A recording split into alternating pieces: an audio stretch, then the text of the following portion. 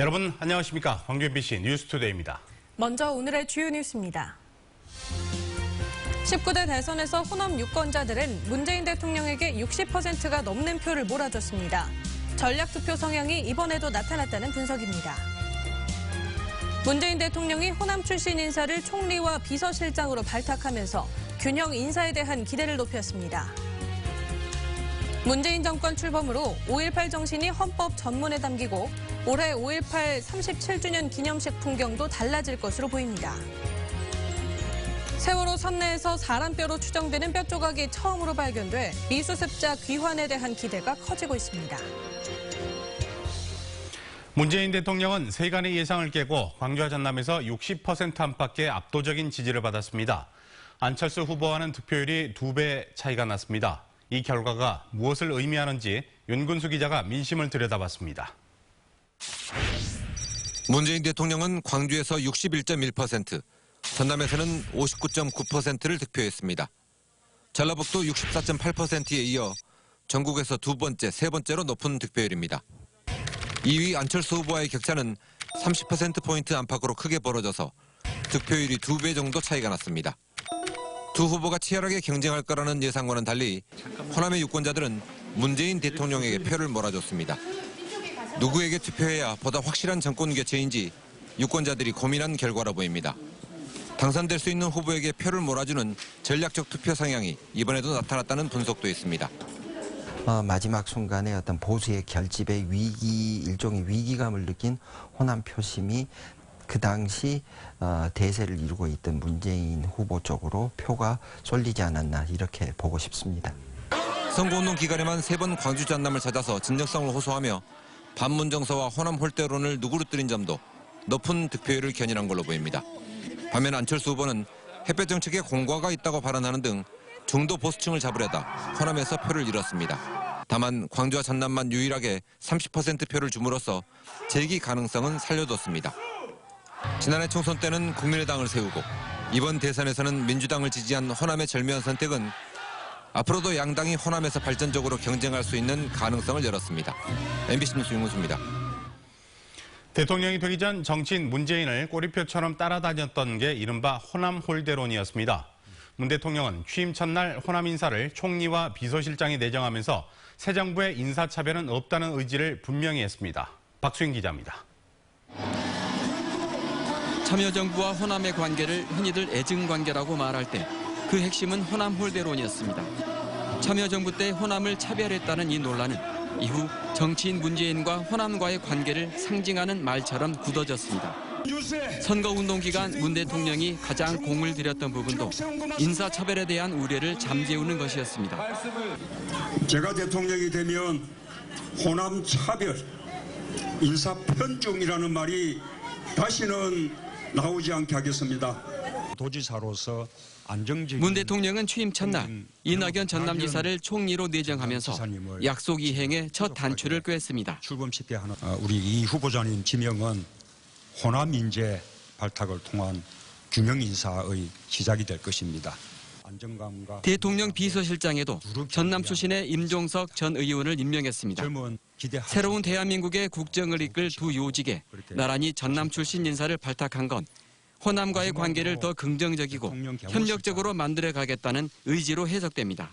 이제 국민 통합이라는 측면에서 의미가 있고, 두 번째로는 호남 인사를 기용하더라도 구색 맞추기식이 아니라 실질적으로 일을 하고, 그다음에 그런 일을 통해서 성장 가능성이 있는 사람을 발탁.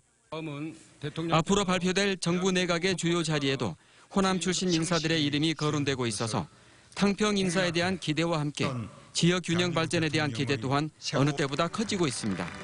MBC 뉴스 박수인입니다. 오늘 한낮 기온이 크게 오르면서 초여름 날씨를 보이겠습니다. 다만 출근길에는 우산을 챙겨주셔야겠는데요. 내륙 곳곳에 아침까지 5mm 미만의 비가 내리겠습니다. 낮에는 많은 구름 사이로 볕이 드러날 것으로 예상됩니다. 다만 내일 다시 흐려지면서 아침부터 오후 사이에는 남해안을 중심으로 5에서 10mm의 비가 내리겠는데요.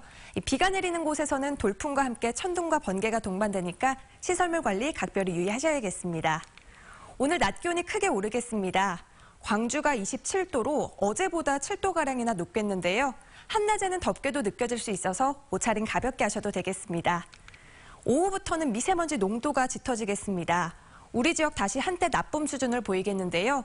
내일은 대기질이 더욱 안 좋아질 것으로 예상되니까 호흡기 건강 챙기셔야겠습니다. 현재 기온 보시면 영광이 15.9도, 담양이 12.9도로 출발하고 있고요. 낮 기온 장성 26도, 담양과 화순이 27도로 예상됩니다. 대부분 지역 어제보다는 6도에서 7도가량 높아지겠습니다. 곡성과 구례가 28도, 보성이 27도로 평년 기온을 크게 웃돌 것으로 보입니다. 날씨였습니다. 문재인 정권의 출범으로 올해 5.18 광주 민주화운동 기념식의 풍경이 이전 정권과는 완전히 달라질 것으로 예상됩니다. 무엇보다 기대되는 것은 개정될 헌법 전문에 5.18 정신을 담겠다는 약속입니다. 김철원 기자입니다. 일주일 뒤에 치러지는 5.18 광주 민주화운동 37주년 기념식에 문재인 대통령의 참석이 확실시되고 있습니다. 문재인 대통령은 민주당 경선 과정과 대선 선거운동 과정에서 여러 차례 5.18 기념식 참석과 임을위한 행진곡 재창을 약속했었습니다. 문재인 대통령이 참석한다면 대통령 취임 이후 첫 국가기념식 참석이 됩니다. 5.18 민주항쟁 기념식에 제19대 대한민국 대통령 자격으로 참석하겠습니다. 동지들과 함께 목청껏 임을 위한 행진곡을 부를 것입니다. 5.18 기념식 참석보다도 주목되는 건 문재인 대통령의 5.18 공약입니다. 임을 위한 행진곡을 5.18 공식 기념곡으로 지정하는 것은 물론 발포 명령제를 비롯한 국가 차원의 진상보고서 채택을 약속한 바 있습니다. 또 특별법을 만들어 최근에 5.18 왜곡과 폄훼 시도를 처벌하겠다는 약속도 했습니다. 무엇보다 기대되는 건 5.18 정신을 개정 헌법에 전문에 수록하겠다는 약속입니다.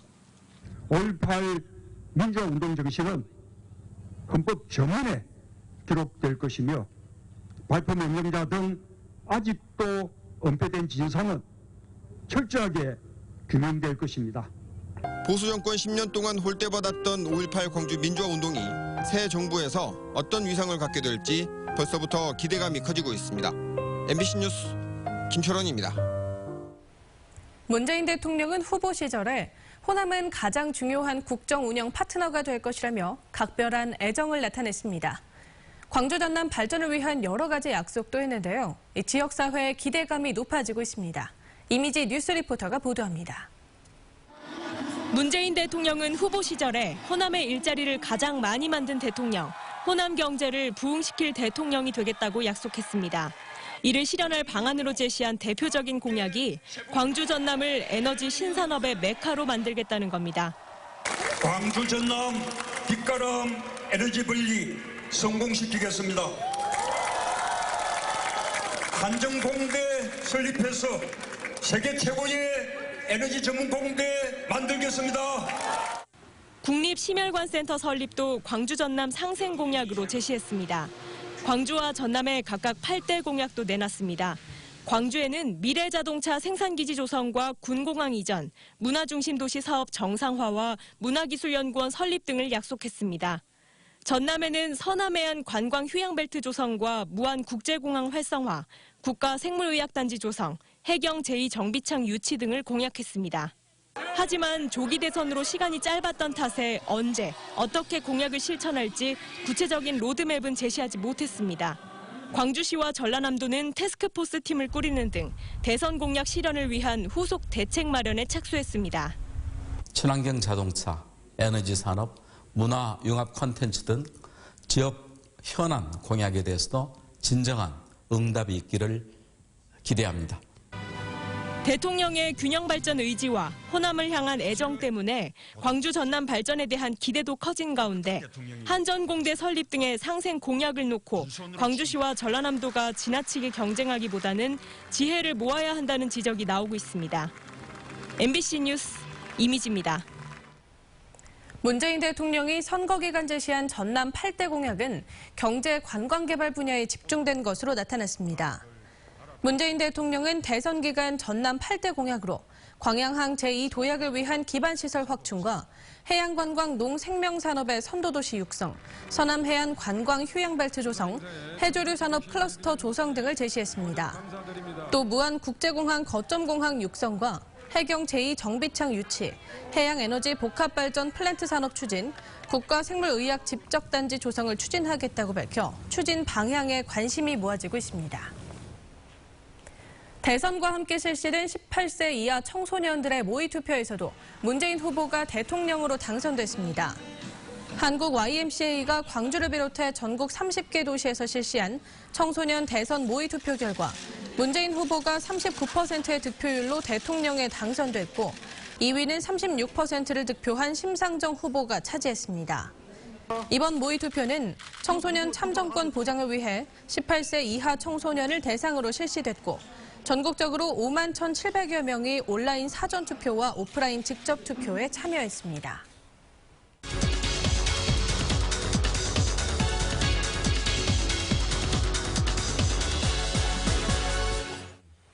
더불어민주당 문재인 전 대표가 대통령으로 취임하면서 세 번째 민주개혁정부가 탄생했습니다. 광주시는 새 정부 출범에 맞춰 지역 발전을 위한 많은 준비와 노력을 해야 할 텐데요. 자세한 이야기 나누기 위해 스튜디오에 윤장현 광주시장 나와 계십니다. 어서 나십시오. 네, 안녕하세요. 네.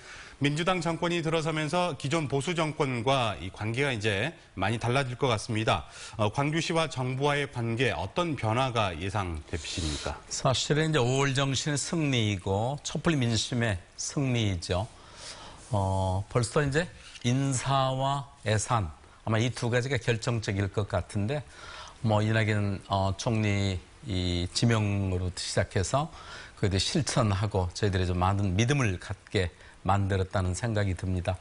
그래서 지난 대선 기간 동안에 지역에서 광주와 전남 각 공약 그리고 상생할 수 있는 여러 가지 공약들을 저희들이 내걸었을 때 지역의 현안에 맞는 여러 일들, 지역의 미래, 먹거리 문제, 그리고 광주전남 상생의 의제들에서 5.18 정신의 헌정 우리 헌법 전문에 게재하는 문제, 아울러서 광주전남 대한민국의 에너지 산업 메카로 만들고 광주는 특별히 전기 자동차 선도 도시로서 가겠다. 또 군 공항 자리에는 에너지 스마트 시티를 세우겠다 등 여러 가지 공약들이 있습니다. 이런 일들을 이제 실천적으로 할 수 있는 계기가 마련돼서 최소한 차별과 불평등으로부터는 우리는 이제 해방되지 않았나 이런 기대를 갖게 만듭니다. 네, 문재인 대통령의 공약을 실현시키기 위해 태스크포스 팀을 구성하셨죠. 이 TF팀은 어떤 역할을 맡게 되나요?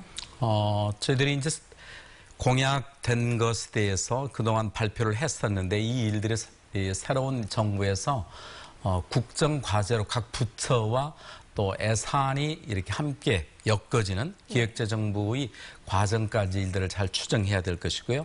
당장은 5월 18일 날 대통령께서 아마 37주년 5.18 기념식에 함께 하실 것 아니겠습니까? 네. 그랬을 때 새로운 5월에 대한 진상규명 그리고 이후에 헌법 전문의 기재 여러 가지 일들을 함께 해낼 수 있는 준비들을 하고 이 태스크포스 팀은 단기간 운영하는 게 아니라 아마 이 정부의 초반 기간 내내 국정과제로서의 설정이 돼서 실질적인 공약이 실현될 수 있도록 하는 여러 가지 인맥 관리서부터 정책 공약 관리에 최선을 다하기 위해서 지금 태스크포스를 구성했습니다. 네. 그리고 또 광주의 큰 과제 중에 하나가 군공항 이전 문제인데 이전 부지와 관련해서 전남과의 관계 그리고 또 이전에 필요한 예산 문제 이런 것들을 해결해야 될 숙제들이 많습니다. 어떻게 생각하십니까? 총리가 대신 이낙연 지사님과 저는 광주남 상생을 위해서 서남권의 거점 공항으로서 무안공항 및 군공항 이전이 함께 돼야 된다는 데 대해서 크게 이견을 갖지 않았었습니다. 이 과정들은 국방부와 그리고 전남도의 모든 과정들 투명하게 정보를 공유하고 예정될 수 있는 그 지역에 대해서 어떻게 지역의 발전을 위한 실질적인 대안을 마련할 것인가에 대해서 더욱더 노력을 할 것이고요. 군공항 이전에 관한 특별법을 개정해서 이전에 기부대 양해 방식에서 한 걸음 더 나가서 국방부와 국가가 국비를 함께 예산을 투입할 수 있는 특별법 개정에도 힘을 모으도록 하겠습니다. 네, 5.18 정신을 헌법에 명시하고 또 진실을 왜곡하는 시도를 금지하겠다는 공약도 있었는데요. 광주시가 노력하고 있는 5.18 진실 규명과 정신 계승에도 탄력이 붙을 것으로 보이는데 어떻습니까?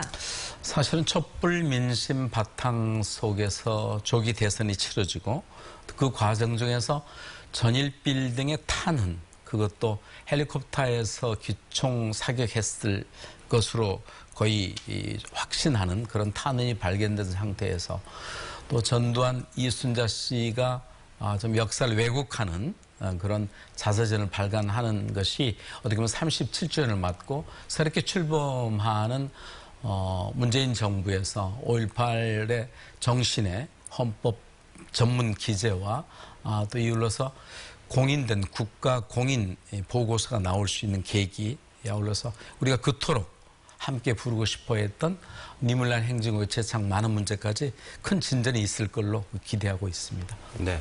그리고 4차 산업혁명이 이번 대선의 큰 화두로 떠올랐습니다. 광주시는 이와 관련해서 어떤 준비를 하고 계십니까?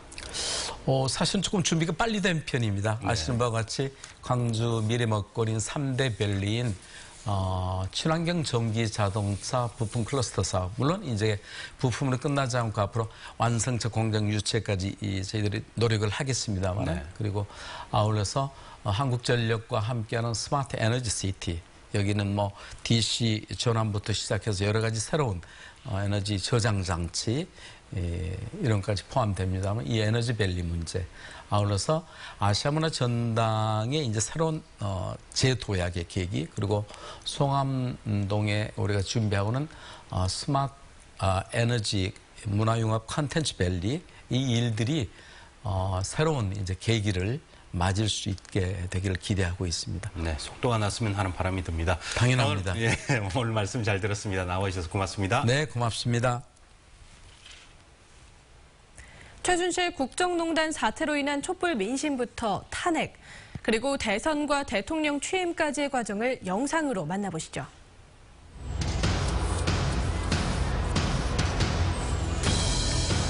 국민 여러분께 깊이 사과드립니다.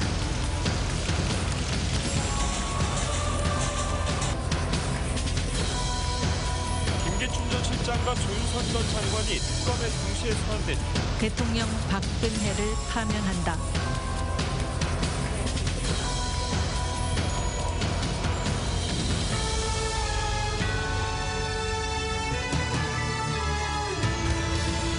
네, 출구조사 결과 더불어민주당 문재인 후보가 41.4% 득표로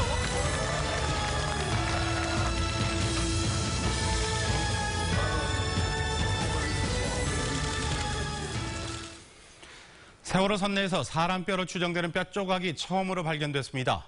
발견 장소가 여학생 객실이어서 미수습자 추가 수습에 대한 기대감이 일고 있습니다. 김진선 기자입니다.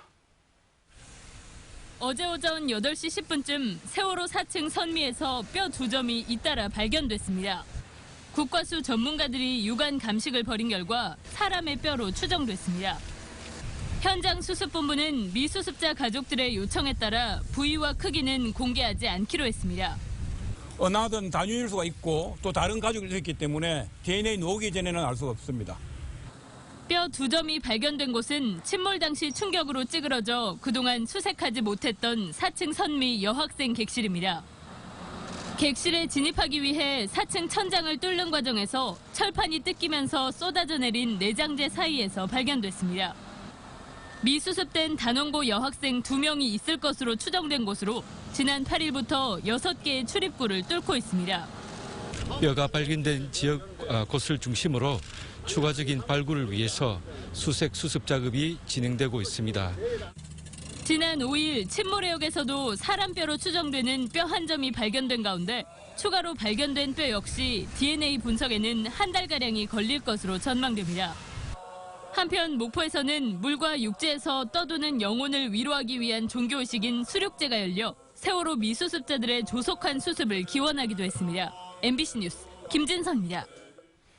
문재인 대통령 취임에 따라 세월호 선체조사위원회 본격적인 활동에 힘이 실릴 것으로 보입니다.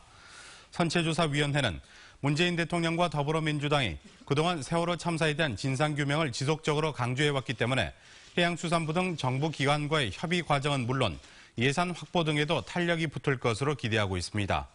선체조사위원회는 오는 15일 특별법 시행령 통과 뒤 처음으로 위원 전체가 참석하는 회의를 가질 예정입니다. 박지원 대표를 비롯한 국민의당 지도부가 대선 패배에 대한 책임을 지고 총사퇴하기로 했습니다. 박 대표는 이번 선거 결과에 대해 모든 책임을 지고 대표직에서 물러난다면서 지도부가 사퇴하고 새로운 모습의 당으로 나아가자고 제안한다고 말했습니다.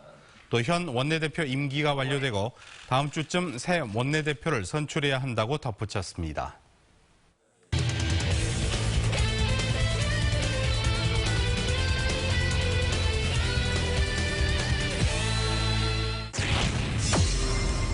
타선도 좀 바꾸면서 분위기를 바꿨거든요. 오늘 좀 이기겠다 이런 생각입니다. 3루수 잡습니다. 1루 아웃입니다. 와, 이범호 선수가 몸을 날렸습니다.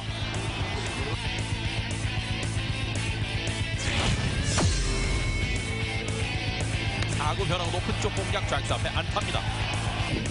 바깥쪽 언덕에서 처음으로 볼넷을 내줍니다.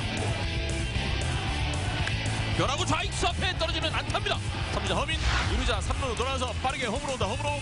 자, 홈에서 허민 2타점 적시다. 오정복 6구 투수기 넘깁니다. 느린 타구 유격수 잡아서 1루에서 세이프. 첫 안타가 나옵니다. 이명기 3구입니다. 우중간 떨어지는 안타입니다.